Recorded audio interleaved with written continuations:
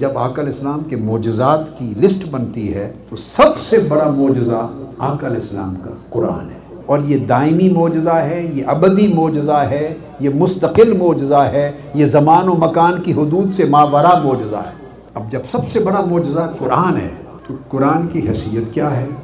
قرآن مجید نے کہا کہ قرآن مفصل علم ہے، علم تفصیلی ہے قرآن۔ تو گویا حضور علیہ السلام کا سب سے بڑا معجزہ قرآن ہوا، اور قرآن کی سب سے بڑی شان علم ہے، اور آقا علیہ السلام کے معجزے کا تسلسل ہی اولیاء کی کرامات ہیں۔ تو قرآن مجید میں اللہ رب العزت نے کئی اولیاء کی کرامات بیان کی، ان میں سب سے بڑی کرامتوں میں سے دو کرامتوں کا ذکر کرتا ہوں۔ ایک سیدنا سلیمان علیہ السلام کے دربار میں صادر ہوئی، جب آپ نے پوچھا کوئی ہے جو ملکہ سبا کا تخت میرے پاس لے آئے، جنوں کے ایک سردار نے کھڑے ہو کے کہا، اس نے کہا میں لا سکتا ہوں۔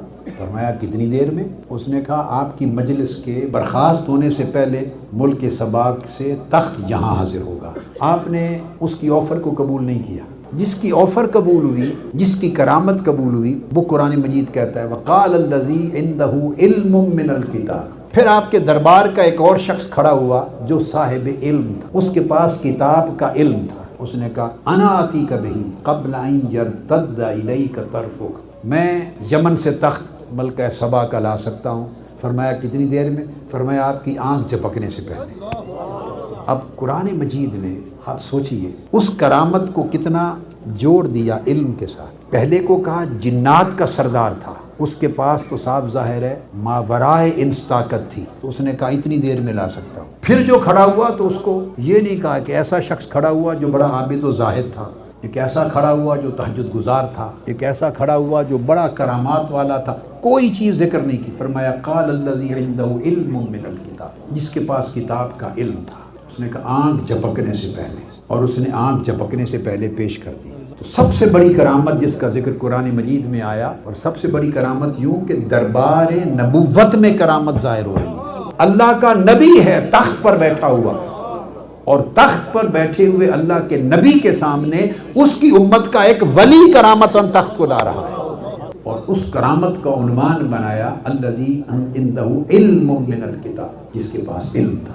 تو پتہ چلا قرآن مجید کا پیمانہ کہ سب سے بڑی کرامت کا عنوان علم ہے۔ پھر دوسری بڑی عظیم الشان کرامت بیان کی، اور وہ بھی سب سے بڑی کرامت اس لیے کہ وہ ایک ولی کی کرامت ہے، اور اس کا تعلق اللہ کے ایک برگزیدہ رسول کے ساتھ، سیدنا موسیٰ علیہ السلام کے ساتھ۔ وہ حضرت خضر کی تلاش میں گئے ہیں۔ اب موسیٰ علیہ السلام جس ولی کی تلاش میں گئے ہیں، اس ولی کی پہچان یہ ہے کہ ہماری بارگاہ سے خزانہ علم میں سے خصوصی علم کا خزانہ اس کو عطا کیا۔ اس کی بھی امتیازی شان علم ہے، اور تینوں کرامتیں جو صادر ہوئی ہیں، تینوں کرامتوں کا تعلق علم کے ساتھ ہے۔ یعنی کشتی کو توڑنا اور بعد میں بتانا کہ پیچھے ایک بادشاہ آ رہا ہے، وہ دیکھا نہیں تھا، اس کا بھی تعلق باطنی علم کے ساتھ۔ بچے کو مار دینا اور بتانا کہ جوان ہو کر کافر بنتا، اس کا تعلق بھی علم کے ساتھ۔ گرتی ہوئی دیوار کو تعمیر کر دینا، بتانا کہ اس کے نیچے خزانہ دفن ہے، اس کا تعلق بھی سلیمان علیہ السلام کے دربار میں اس شخص نے کرامت صادر کی جس کے پاس علم تھا۔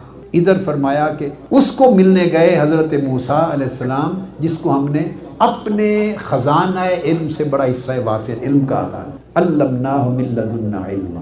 تو یہ قرآن مجید کا ایک معیار دیا آپ کو۔ تو معیار قرآن معجزہ کے باب میں بھی علم سب سے اونچا، اور کرامت کے باب میں بھی علم سب سے اونچا مرتبہ۔